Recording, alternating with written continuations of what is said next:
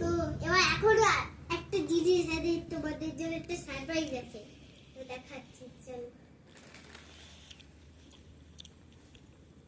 এই যে এই একটা প্যান্ট কাপড় জন্য সুন্দর প্যান্ট কিনেছি, পুজোতেও পরবো বার্থডেতেও কেমন লাগবে কমেন্ট করে জানাবে। টপ দেখতে ভালো লাগছিল তাই কিনেছি, দামও বেশি তাও কিনতেই তো হলো আমার বাড়ির জন্য। আর একটা আছে, এটা কোনো টপ না, এটা জামা, ভাগ করার দুটো, একটা সাদা একটা লাল।